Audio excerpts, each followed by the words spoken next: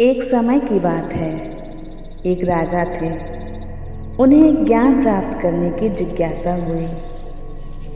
इसीलिए उन्होंने एक उच्च कोटि के और बहुत ही प्रतिभावान गुरु का चयन किया और उनसे ज्ञान प्राप्त करने लगे। किंतु राजा का मन उनके दिए हुए ज्ञान को ग्रहण नहीं कर पा रहा था। राजा बड़ी ही दुविधा में थे कि मैं कैसे गुरु जी से कहूँ कि मैं आपकी दी हुई शिक्षा को ग्रहण नहीं कर पा रहा हूँ। इसी तरह कुछ महीने बीत गए और राजा उनके दिए हुए ज्ञान को अर्जित नहीं कर पा रहे थे। राजा ने एक दिन हिम्मत करके गुरु जी के सामने अपनी समस्या बताई। हे गुरुवर, क्षमा कीजिएगा, मैं कई महीनों से आपसे ज्ञान प्राप्त करने की कोशिश कर रहा हूँ, पर मुझे कोई लाभ नहीं हो पा रहा है। ऐसा क्यों?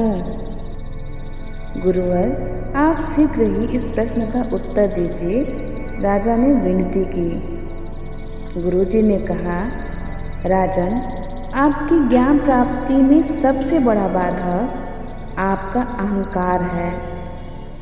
अहंकार एक शिष्य बनने ही नहीं दे रहा आपको। वह अहंकार ही है, तभी तो आप ज्ञान लेते समय भी सिंहासन पर ही बैठे रहते हैं। आपको अपने सिंहासन से भी मोह है। आप ज्ञान लेते समय भी एक शिष्य नहीं बन पा रहे हैं। आपका मन आपको भ्रमित करता है कि आप सबसे बड़े हैं और आपका स्थान गुरु से भी ऊंचा है। लेकिन एक गुरु से ज्ञान प्राप्त करने के लिए आपके मन में गुरु के प्रति श्रद्धा, आस्था और विश्वास होना चाहिए। खुद को सच्चे मन से शिष्य बना लीजिए और मुझे अपना गुरु मन से स्वीकार कीजिए। तभी आप मेरी दी हुई शिक्षाओं को ग्रहण कर पाएंगे और गुरु का स्थान ऊंचा होता है, यह भी आप स्वीकार कीजिए। तब राजा को आभास हुआ कि गलती मेरी ही है। मैंने गुरु तो बना लिया, पर मैं शिष्य नहीं बन पा रहा था।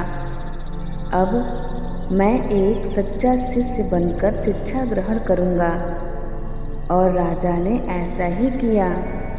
अपने गुरु को ऊंचा स्थान दिया और एक शिष्य की भांति गुरु जी से उच्च कोटि का ज्ञान प्राप्त किया, जिससे राजा के कार्यों में निपुणता, स्वभाव में सहजता और जीवन में शांति उत्पन्न हुई और राजा बहुत ही प्रसन्न रहने लगे। सच में गुरु वह होते हैं जो हमें ज्ञान के पथ पर ले जाते हैं। संस्कृत में गुरु का शाब्दिक अर्थ ही है अंधकार को दूर करने वाला। परंपरागत रूप से गुरु शिष्य के लिए एक श्रद्धेय व्यक्ति है। गुरु हमें शिक्षा के साथ साथ संस्कारवान तथा अनुशासित भी बनाते हैं। इसीलिए गुरु का स्थान सदैव ही ऊंचा होना चाहिए।